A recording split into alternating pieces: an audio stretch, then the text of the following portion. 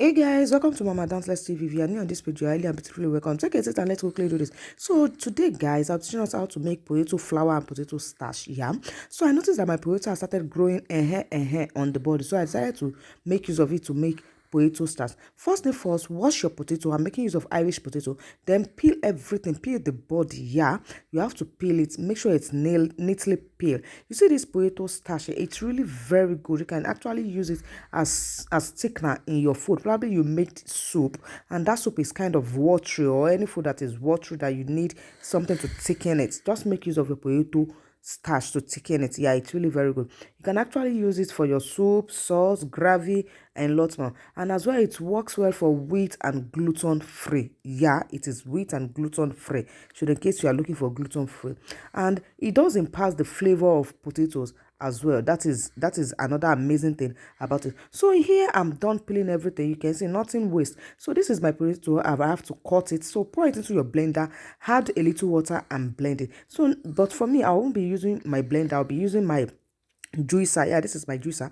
I'll be using, because what we actually needed is the water in order for me to make it faster for me. So I'll have to make use of my juicer so that it can help me separate the water, the juice we actually need it, and the shaft from it. If you are using your blender, blend it, and you are going to make use of your cheesecloth. I'll make use of my cheesecloth too in order for people to see it. So this is it. This is the shaft and this is the juice. So now I'm adding water to the shaft. Yeah, this is the juice. Yeah, I've poured it. Look at the starch down. You can see the starch down there. So now I'm going to this shaft that I added water to. I will use my cheesecloth. Yeah, that is the juice. That is the starch down there. You can see it as well. That juice as well, I oftentimes I use it in my skincare routine. Yeah, it's really very good in skincare routine. That juice you're seeing there. Yeah, after separating the starch. So now proceed use your cheesecloth, yeah, and do what, and separate the shaft from the water. Yeah, I say you can actually place a stone or every something on it like that overnight, just like we do for pap. If you are used to doing pap, you understand what I'm talking about. So this is me doing it. Initially I don't need this particular way of doing it, since I already used my juicer to separate the juice from the shaft. Yeah, but I'm doing this because of those that don't really have juicer, that are using blender. Yeah, that is the main reason why I'm doing this, because initially there's nothing I'm doing here anymore, but I'm just doing it for the sake of those that are using blender. So this is it. You see this shaft too, it's never this is the thing we are going to use for our potato flour. That is the potato flour there. Yeah, so I have to separate the water from this is the starch under it. You can see it. So I will go ahead and pour the water there and leave it to settle. Yeah, I have to leave it for like 15 minutes to get settled. So after settling, I have to separate the water.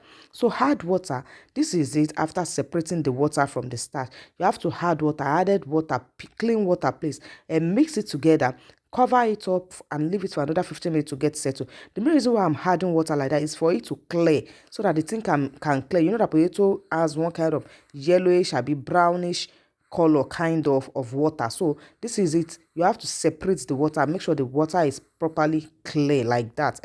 So after separating it, now I'm going to pour my starch into my stainless pan and go ahead to sun it. Yeah, you can over dry it, you can dehydrate it if you have dehydrated, but I'm making use of the sun because the weather is kind of hot these days. We are in the summer, so I have to make use of the sun. I had to save my energy.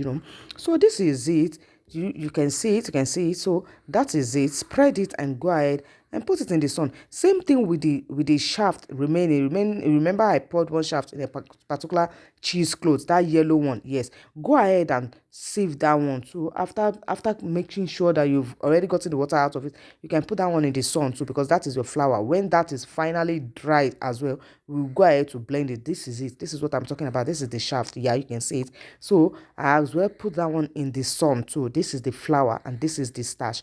And you see this peel as well.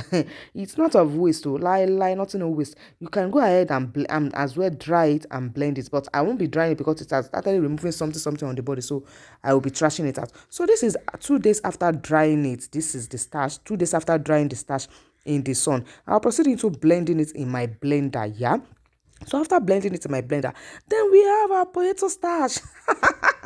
Just store it in an airtight container, and there you go whenever you want to cook, guys. Yeah, anytime you cook obekpa, then in gopa, just make use of this one to correct it.